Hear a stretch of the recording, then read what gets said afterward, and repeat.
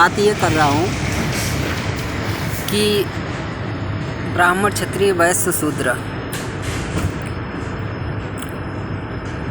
यादव में शादी क्यों करते हैं, ब्राह्मण में क्यों करते हैं, निषाद में क्यों करते हैं, पासी में क्यों करते हैं, धोबी में क्यों करते हैं, अहीर में क्यों करते हैं, तेली में विवाह क्यों करते हैं, क्षत्रिय में विवाह क्यों करते हैं। तो इसका मेन वजह यह है कि जो लड़की बचपन से जिस माहौल में पढ़ी बड़ी हुई सीखी, तो उसको जिससे दूसरे के घर जाने में ज़्यादा परेशानी न उठानी पड़े। उदाहरण जैसे ब्राह्मण के घर में बहुत ज़्यादा साफ़ सफाई स्वच्छता रहता है, पूजा पाठ के काम हर समय होते रहते हैं। तो वहाँ पर यदि निषाद की लड़की जाएगी तो वो तो वही देखी है कि मछली कैसे काटना है, कैसे मारना है, कैसे धोना है, कैसे बनाना है। और ब्राह्मण के घर में मछली जीव जंतु तो पाप तो करना ही नहीं है। तो वहाँ पर वो लड़की को हर एक कदम पर दिक्कत होगा, हर एक कदम पर वो ये सोचेगी कि मुझे क्या छूना है, क्या नहीं छूना है, क्या कैसे करना है। लेकिन अगर निषाद की लड़की निषाद के घर में जाती है तो उसे सब पता है, जैसा वहाँ कर रही थी वैसे ही उधर करेगी। अब उदाहरण के लिए ब्राह्मण की लड़की अगर किसी क्षत्रिय के यहाँ गई तो ये तो यहाँ हमेशा पूजा पाठ कर रही थी, हर समय घंटी हवन यज्ञ। लेकिन क्षत्रिय के यहाँ जाएगी तो वहाँ पर पता चला कि यहाँ पर डंडा भी नहीं उठाई है और वहाँ पे तलवार धनुष से साई हो रहा है। तेज़ आवाज़ में यहाँ कभी बात नहीं की, वहाँ पर तो सब चीज़ें एकदम क्षत्रिय रूप में ही रहना है। तो इसके लिए उसको वहाँ पे दिक्कत होती थी। अब वैश्य की लड़की है तो वो दूसरे के यहाँ जाएगी, मान लीजिए तेली की लड़की है वो कहीं गई, तो इस तरीके से हर लड़कियों जो माहौल में पढ़ी बली हैं उसको लड़के के घर में वही माहौल मिले तो उसको कितना आसानी से सारे काम हो जाते हैं। यही कामों को ख़राब ना हो, लड़कियों को ध्यान में रख कर के ही पहले यही होता था कि इसी घर की लड़की ही लाओ, उसी घर की ही लड़की लाओ कि हमारा सारा काम भी जान रही है और घर भी सही से संभाल लेगी। तो इसीलिए दूसरे वर्ण की लड़की दूसरे वर्ण में जाने से लोग थोड़ा सा बदलाव करते थे। किंतु आज का समय वैसा नहीं है। आज के समय में साफ़ सफाई बोले तो कोई रखता ही नहीं, जिसे देखो वही नौकरी कर रहा है, जॉब कर रहा है और बिजनेस कर रहा है। तो हर जगह ब्राह्मण के घर में भी कोई वेद मंत्र उच्चारण हवन यज्ञ ज़्यादा होता नहीं है, शास्त्रों का उनको भी संस्कृत का ज्ञान नहीं है।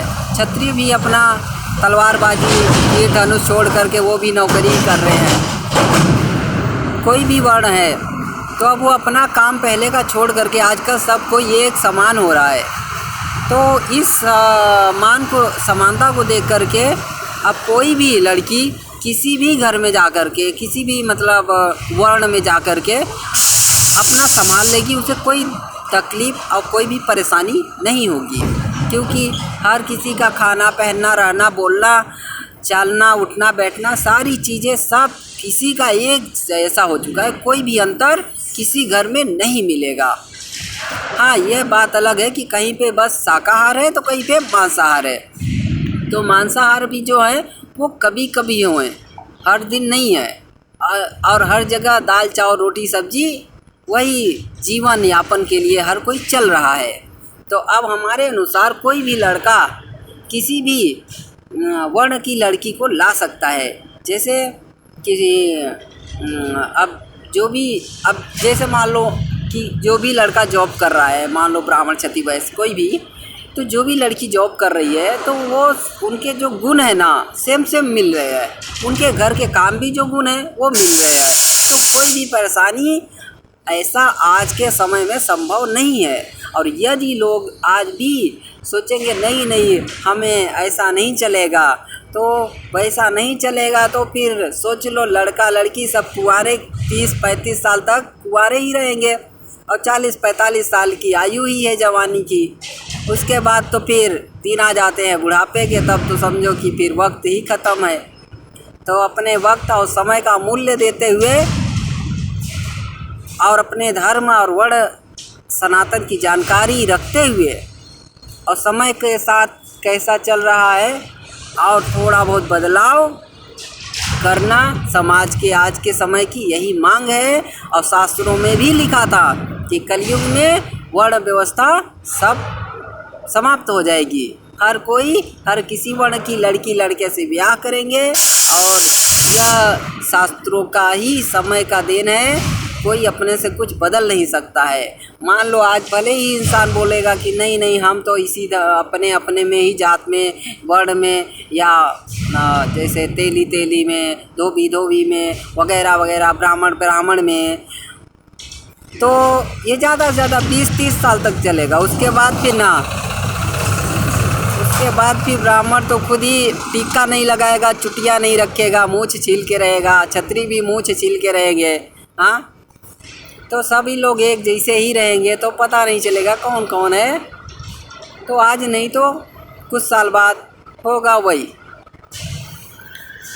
तो हमारे हिसाब से तो यही है कि जिनको लड़के लड़कियां जो जॉब कर रहे हैं ना, वो सिर्फ जॉब धर्म ही देखें, जॉब धर्म जॉब वर्ण ही देखें और उसी के अनुसार जॉब करने वाला शूद्र में आता है। शूद्र अर्थात जो जॉब करता है, नौकरी करता है। तो नौकरी करने वाले का एक ही काम है, नौकरी करना। उसे पता है कि कैसे अगला वाला रहता है, हम कैसे रहते हैं, सब एडजस्ट हो जाएंगे। किसी लड़की को किसी लड़के के यहाँ तकलीफ़ नहीं होगी। और कोई लड़का कोई भी लड़की को लाता है तो अपने घर में ऐसा नहीं है कि उसको पूजा नहीं आता, पाठ नहीं आता, हवन यज्ञ मंत्र नहीं आता। तो वो तो ब्राह्मण को ही आजकल नहीं आता है। किसको है पूरे शास्त्र पुराण वेद और पंचांग ग्रह नक्षत्र सब आता हो, हस्तरेखा वगैरह कौन कौन से शास्त्र हैं मुझे तो खुद नहीं पता। तो जहाँ तक है ज़्यादातर किसी को भी नहीं पता है। सब वही how are you, I am fine, English में सब पढ़े हैं। और यही सब बातें हैं, ध्यान दीजिए और जय राम जी की करिए। ज़्यादा विवाह में लड़कियों का और लड़कों का विलंब न करते हुए, शास्त्र तो खुद ही बताता है कि ब्राह्मणों को जॉब नहीं करना चाहिए, किंतु आज तो सारे ब्राह्मण जॉब ही करते हैं। शास्त्र कहता है कि क्षत्रियों को जॉब नहीं करना चाहिए, किंतु आज तो सारे क्षत्रिय जॉब ही कर रहे हैं। और वैश्य वो भी जॉब कर रहे हैं। सब कोई सारे सिस्टम बदल चुके हैं। तो हम स्वयं भी जॉब ही कर रहे हैं। तो एक तरीके से हम शूद्र में आते हैं। और शूद्र अर्थात सेवा करने वाला, जॉब करने वाला। कर्मण्येवाधिकारस्ते तु मा फलेषु कदाचन। कर्म करो और महीने में पेमेंट लो, ज़्यादा चिंता मत करो। यदि बिजनेस भी करते हो तो उसमें भी जो कुछ सैलरी मिलती है, उसमें बिजनेस जो करते हो तो उसमें भी कुछ न कुछ तो बिक्री के अनुसार लाभ होगा ही। यही बिजनेस का नियम है, जितना सेल उतना प्रॉफिट। तो फिर नमस्कार, जय हिंद, जय सिया राम, नारायण नारायण।